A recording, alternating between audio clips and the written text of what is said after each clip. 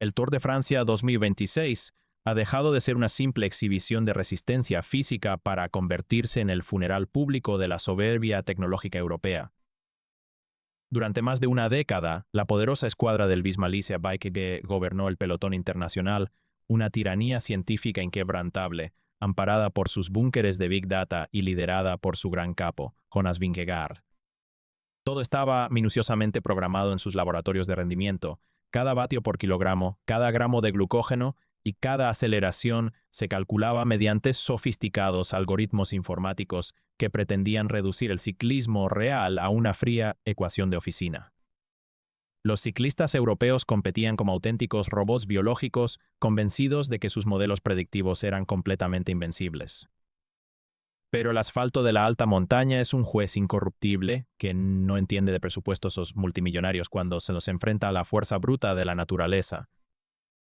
Las últimas horas en el paddock han desatado un estado de paranoia colectiva y pánico histórico tras confirmarse que la tiranía de las máquinas ha sido completamente demolida.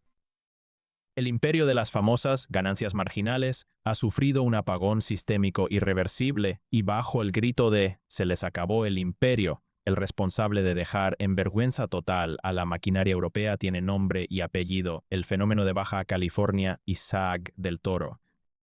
Las portadas digitales de los diarios deportivos más influyentes del viejo continente han estallado ante la magnitud de la masacre táctica sufrida por la vieja guardia. Las zonas mixtas y los centros de prensa en los Alpes se han transformado en un auténtico hervidero de miradas desencajadas y confesiones de absoluta impotencia. Lo que verdaderamente mantiene a los ingenieros de rendimiento del Visma sin poder dormir no es una simple derrota en una línea de meta, sino el acceso clandestino a la telemetría seria secreta del joven prodigio mexicano que circuló por el paddock durante la noche. Los científicos de datos pasaron la madrugada procesando estos archivos bioquímicos en sus ordenadores, y las conclusiones en las pantallas encendieron todas las alertas rojas críticas. La ciencia médica y la tecnología europea se han quedado completamente ciegas ante los límites fisiológicos de un atleta superdotado que corre sin cadenas ni restricciones informáticas. El núcleo de este pánico generalizado, el dato exacto que ha quebrado por completo la estabilidad psicológica de Jonas Vingegaard y su dirección técnica, se centra en la brutal capacidad de recuperación celular de Isaac del Toro a altitudes extremas, superando con creces los 2000 metros de altura. Según las gráficas de rendimiento filtradas de manera implacable, mientras los capos del Visma alcanzan su umbral anaeróbico máximo, entrando en una zona de colapso muscular inminente y mostrando oscilaciones pesadas en sus hombros debido a la acumulación de ácido láctico en pendientes superiores al 12% de inclinación, el organismo del mexicano opera con una soltura escalofriante. Los datos demuestran que, en los momentos de máxima agonía donde los atletas de laboratorio se ahogan buscando oxígeno, Del Toro cuenta con una reserva oculta del 4% de potencia pura intacta. Ver a un debutante asimilar el vacío de la altitud con semejante frescura metabólica, manteniendo un índice de estrés cardíaco ridículamente bajo mientras tritura los vatios programados del bloque más caro del planeta, ha sembrado una profunda desconfianza en el entorno de la vieja guardia, quienes entienden que competir bajo los términos tradicionales contra esta anomalía de la naturaleza es una sentencia de muerte deportiva. La presión mediática y comercial ha alcanzado niveles insoportables, forzando a los antes intocables directores corporativos a ejecutar reuniones de emergencia urgentes para intentar contener una crisis reputacional que sus ordenadores ya no pueden predecir. Las ruedas de prensa se han transformado en tensos campos de batalla de la comunicación donde los jefes de filas, habitualmente blindados por discursos diplomáticos ensayados en oficinas de relaciones públicas, se ven obligados a mostrar rostros desencajados frente a las cámaras, evidenciando la profunda fractura interna que sufren sus plantillas. Los patrocinadores globales exigen explicaciones inmediatas ante la devaluación publicitaria de sus estrellas en las transmisiones de televisión en directo. La tiranía de los planes establecidos desde un escritorio ha sido completamente demolida por la brutal exhibición de un fenómeno que ha despertado el terror en el paddock. Con las estructuras europeas sumidas en la confusión operativa, los científicos deportivos en el absoluto desconcierto y el asfalto alpino dictando un relevo generacional irreversible. La era del dominio absoluto ha terminado. Las alarmas están sonando a máxima potencia en Francia, y el mundo del ciclismo contiene el aliento ante el avance indomable de Isaac del Toro, listos para presenciar el capítulo definitivo donde el imperio tradicional de las máquinas sea enterrado de forma permanente, la onda de choque provocada por lo que la prensa internacional ya califica como una auténtica masacre deportiva terminó por destruir el último reducto de estabilidad emocional que quedaba en los búnkeres estratégicos del Wismar Bike. Al caer la noche en el hotel de concentración en Francia, las salas de reuniones privadas de la corporación neerlandesa se transformaron en centros de crisis bajo un estado de sitio técnico absoluto. Directores deportivos, médicos de prestigio internacional y científicos de datos se sentaron frente a las pantallas con la respiración contenida, obligados a procesar una realidad fisiológica que sus propios sistemas informáticos catalogaban como un error del sistema. Las computadoras predictivas de última generación, que durante años habían asegurado la hegemonía del viejo continente mediante cálculos infalibles, habían sufrido un apagón conceptual irreversible ante el avance del monstruo de Baja California. En el cuartel general del Wismar, el ambiente reflejaba una parálisis operativa que rozaba el pánico institucional. La escuadra neerlandesa, célebre en los 5 continentes por llevar la filosofía de las ganancias marginales hasta extremos casi militares, midiendo desde el coeficiente de fricción de la grasa en los rodamientos hasta los mililitros exactos de carbohidratos en los batidos de recuperación, se descubrió completamente indefensa. El director de rendimiento ordenó proyectar en la pared tridimensional los gráficos térmicos de los potenciómetros electrónicos recuperados tras el colapso de Jonas Vingegaard en el puerto.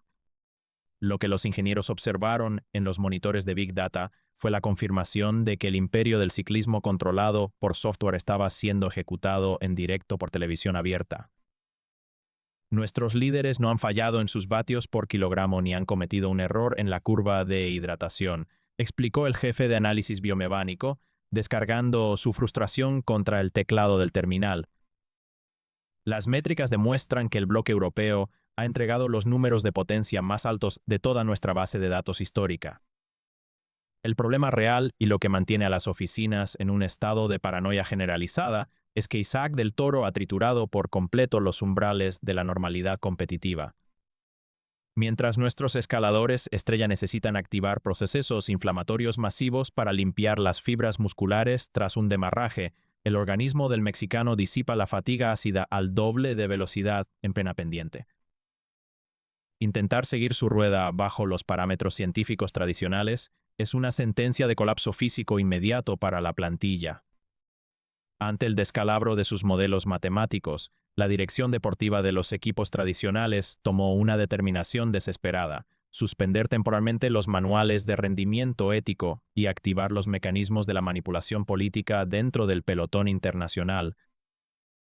Durante la madrugada se entablaron llamadas telefónicas encriptadas de alta prioridad entre el búnker del Wismar y los despachos de otras escuadras aliadas del viejo continente. Querían frenar la pérdida de visibilidad de sus patrocinadores en las transmisiones televisivas mundiales, ideando un pacto de contingencia táctica brutal para las jornadas venideras, la estrategia del cerco asimétrico. Los directores de la vieja guardia comprendieron que si permitían que Isaac iniciara el ascenso de los colosos finales con sus depósitos bioquímicos intactos, el Tour de Francia quedaría sentenciado.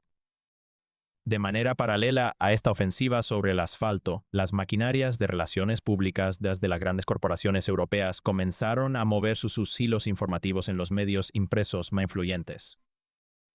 Artículos de opinión sugeridos de forma sutil desde los búnkeres de los equipos tradicionales empezaron a circular por las redes, planteando dudas infundadas sobre la regularidad de los datos del joven prodigio con la única intención de forzar controles extraordinarios o desestabilizarla concentración de su entorno deportivo. Era una guerra de censura estratégica, librada tanto en los servidores informáticos como en las salas de redacción de los diarios internacionales, que no asimilaban ver los algoritmos del Wismar totalmente ridiculizados. Sin embargo, los burócratas del deporte y los analistas de laboratorio suelen olvidar un principio básico: El ciclismo de leyenda se nutre del valor humano y de la rebeldía frente a la norma establecida, factores que ningún algoritmo de inteligencia artificial puede cuantificar. Mientras los ingenieros rivales se ahogaban en un mar de simulaciones informáticas fallidas y planes de aislamiento político, Isaac del Toro descansaba en su habitación con la absoluta serenidad de los predestinados. El joven ciclista de Baja California sabía perfectamente que cuando la carretera se inclina de forma agónica y la altitud congela las ideas de los directores técnicos, las conspiraciones de escritorio se desvanecen bajo el peso real de las piernas, dejando que sea el instinto salvaje que dicte la sentencia definitiva sobre el asfalto. Toda la soberbia matemática acumulada en los servidores informáticos de la escuadra neerlandesa, las conspiraciones forjadas a altas horas de la madrugada entre los analistas de rendimiento del BISMA y las estrategias de aislamiento político diseñadas en la penumbra de los hoteles se desintegraron por completo bajo el sol implacable de la alta montaña. El pelotón del Tour de Francia avanzaba como una maquinaria tensa, silenciosa y asfixiante hacia las rampas más verticales del coloso alpino de la jornada. Todos los corredores, desde los rodadores veteranos encargados de ejecutar el trabajo sucio en los valles hasta los líderes consagrado ecocontinente, sabían perfectamente que el pacto de bloqueo asimétrico estaba a punto de pasar la prueba más cruda, honesta y real que existe en el deporte mundial, la ley de la gravedad sobre el asfalto. Al entrar en las primeras estribaciones del puerto, donde la carretera se estrechaba de forma agónica y el porcentaje de inclinación rompía la barrera del doble dígito, el bloque del Bismarck a Bike puso en marcha la coreografía militar que sus ingenieros habían programado de antemano en sus ordenadores. Formaron una línea compacta, agresiva y asfixiante al frente del grupo de favoritos, marcando un ritmo destructor y calculando los vatios al milímetro con el único objetivo de cerrar el paso e intentar encerrar a Isaac del Toro en una auténtica prisión de uniformes rivales. Los rodadores pesados de la escuadra neerlandesa alternaron sus posiciones para cerrar por completo los pasillos de aceleración en las curvas cerradas, obligando al joven ciclista de Baja California a frenar relanzar su bicicleta de manera constante, buscando desgastar sus reservas de glucógeno mediante microesfuerzos artificiales. Querían destruir su tranquilidad, forzándolo a competir bajo un estado de constante estrés táctico que rompiera su ritmo natural. Sin embargo, la física de la alta montaña es un juez incorruptible que no atiende a las inversiones millonarias de las marcas corporativas ni a los planes de contingencia ideados por un software de oficina. A falta de 7 kilómetros para coronar la cima, a más de 2.000 metros de altura donde el aire se vuelve escaso y cada bocanada de oxígeno es una victoria biológica, la estrategia del muro humano se volvió de forma despiadada en contra de sus propios creadores. El ritmo infernal impuesto para desgastar al mexicano comenzó a pasarle una factura implacable a las piernas de los ciclistas europeos. Uno a uno, los gregarios de lujo y los escaladores de élite del bando rival empezaron a perder la fluidez mecánica. Sus hombros se balanceaban pesadamente bajo la agonía del esfuerzo extremo, sus miradas se clavaban con desesperación en las pantallas de sus potenciómetros y sus rostros reflejaban el colapso inminente de sus sistemas musculares. El software del BISMA no había previsto que sus propias piezas colapsarían antes de que el objetivo mostrara el más mínimo síntoma de fatiga. Justo detrás de esa muralla de desesperación que se desmoronaba por segundos, manteniendo una distancia calculada, con una tranquilidad que rozaba el insulto para los preparadores físicos del viejo continente, avanzaba Isaac del Toro. El lenguaje corporal del joven prodigio de Baja California confirmaba milímetro a milímetro la peor de las pesadillas que los simuladores de Big Data habían proyectado en las computadoras. Su pedaleo permanecía limpio, fluido y perfectamente circular. Su torso se mantenía completamente inmóvil para no desperdiciar energía aerodinámica y su respiración seguía un patrón controlado de total suficiencia aeróbica. Mientras los capos de Europa se ahogaban en su propio ácido láctico, en las rampas que superaban el 13% de inclinación, el motor biológico del mexicano operaba dentro de su zona de confort, manteniendo esa reserva oculta del 4% de potencia pura intacta, lista para ejecutar la respuesta definitiva. Las conspiraciones del pelotón.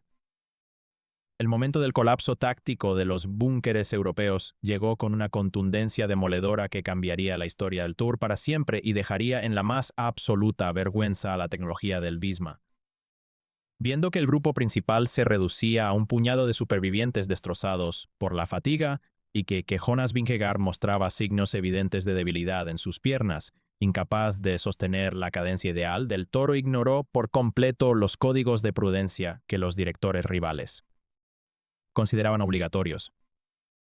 El joven mexicano se puso firmemente de pie sus pedales, cambió el desarrollo de su máquina con un chasquido seco que resonó en toda la montaña y desató un salvaje latigazo, una aceleración tan limpia, violentísima y devastadora que dejó completamente petrificados a sus rivales en la carretera. No fue un ataque progresivo basado en la gestión controlada de vatios. Fue una explosión de fuerza pura que trituró los algoritmos del Visma en cuestión de segundos, abriendo una brecha insalvable en el asfalto alpino y humillando por completo al monarca de la carrera. Los coches de asistencia de las escuadras tradicionales de Europa entraron en un estado de pánico absoluto al ver las transmisiones de televisión en directo dentro de los habitáculos. Los ingenieros del Visma observaban con incredulidad cómo las líneas de rendimiento en tiempo real se salían por completo de los márgenes previstos por sus sistemas. Los directores deportivos intentaron gritar instrucciones desesperadas por la radio para organizar una persecución colectiva entre los restos del pelotón, pero las piernas de Jonas Vingegaard y sus ayudantes simplemente ya no respondían a los comandos de la mente. La exhibición de Isaac del Toro en los kilómetros finales de la etapa reina se transformó en una demolición monologada de los manuales científicos del viejo continente. Cruzar la línea de meta en solitario, coronando el coloso alpino rodeado por el delirio y la marea de aficionados en estado de shock, no significó únicamente una victoria histórica en Francia. Fue el día en que las alianzas clandestinas, los muros de datos y los orgullosos algoritmos del Visma saltaron por los aires, dejando claro al mundo entero que el imperio del software había caído ante el avance imparable del fenómeno de Baja California. La humillación pública ejecutada por Isaac del Toro en las cumbres más imponentes de Europa no tardó en traspasar los límites del asfalto alpino para transformarse en un terremoto mediático que sacudió las estructuras corporativas del Visma Lease Bike en cuestión de minutos. En la era moderna del World Tour, cuando una estrategia de bloqueo de 1.000 millones de euros diseñada por las mentes más brillantes de la ciencia deportiva europea es destrozada con semejante violencia en televisión en directo, el impacto destruye el valor de mercado de los patrocinadores globales. Manera fulminante. Las luces del autobús del Visma permanecieron encendidas hasta la madrugada, convertidas en improvisados despachos de crisis donde los altos mandos exigían explicaciones inmediatas ante una debacle publicitaria de proporciones catastróficas. El director principal de la escuadra neerlandesa tuvo que afrontar una de las ruedas de prensa más amargas, tensas y humillantes de toda su trayectoria profesional, rodeado por una nube de corresponsales internacionales que exigían respuestas contundentes ante el fracaso absoluto de su tan laureada filosofía de las ganancias marginales. Con el rostro completamente desencajado por el cansancio físico y una expresión de total desarmamento táctico ante las cámaras de televisión, el preparador del Visma no tuvo más remedio que capitular ante los micrófonos de la prensa especializada. Hemos construido la estructura más avanzada del planeta basada en el control predictivo de datos y la monitorización de vatios, confesó con amargura visible ante los enviados de los principales diarios deportivos. Nuestros líderes de filas cumplieron con precisión milimétrica los números exigidos por el software para ganar la etapa de hoy. El problema es que Isaac del Toro no es una máquina de laboratorio que se pueda predecir con un algoritmo informático. Su motor biológico opera fuera de los márgenes normales de la ciencia deportiva. Intentar responder a sus aceleraciones salvajes en la alta montaña es, en este momento, destruir la salud muscular de nuestros propios ciclistas. Al mismo tiempo, en el entorno de Jonas Vingegaard, la atmósfera interna reflejaba una parálisis operativa difícil de contener. Los analistas de rendimiento, acostumbrados a dominar de forma dictatorial las clasificaciones generales mediante presupuestos infinitos y agresivas planificaciones basadas en la inteligencia artificial, no lograban asimilar cómo sus mejores rodadores pesados y sus escaladores de élite habían sido reducidos a simples juguetes rotos ante el empuje indomable del joven debutante mexicano. La presión de las oficinas centrales y de los inversores comerciales era asfixiante, exigiendo medidas drásticas para frenar la alarmante devaluación publicitaria de sus estrellas en las transmisiones de televisión en directo mundiales. Prensa internacional, lejos de calmar la histeria colectiva, echó más leña al fuego con titulares implacables que daban por sepultada de forma definitiva la era del ciclismo robótico controlado desde un escritorio de oficina. Las portadas digitales de los diarios de referencia en el viejo continente abrieron con detallados análisis biomecánicos y gráficos interactivos que utilizaban los retazos de la telemetría filtrada para certificar que las viejas alianzas de la guardia tradicional habían quedado totalmente obsoletas ante la irrupción de una fuerza de la naturaleza indomable. Con los patrocinadores globales exigiendo cabezas en los departamentos de desarrollo técnico, los científicos de Big Data sumidos en la más absoluta confusión operativa y los capos de la escuadra neerlandesa asumiendo en un silencio sepulcral que carecían de las herramientas humanas para contener al fenómeno de Baja California, el Tour de Francia encaraba sus jornadas decisivas. El veredicto de la carretera había sido destructivo, las estrategias de la penumbra habían sido pulverizadas y el pelotón internacional se preparaba para presenciar un cierre histórico donde los algoritmos del Visma habían quedado completamente en ridículo. El cierre definitivo de la gran batalla en el Tour de Francia ya no pertenecía a los estrategas de las oficinas corporativas ni a los analistas informáticos que pretendían encadenar el destino del pelotón a través de un frío simulador de rendimiento.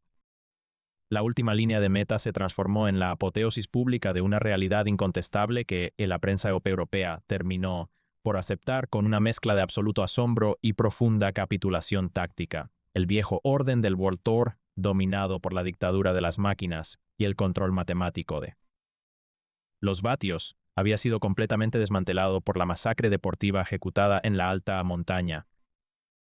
Al hacer la entrada triunfal en el circuito de clausura, el lenguaje corporal dentro de las estructuras del Bismalicia Bike reflejaba un estado de total rendición institucional.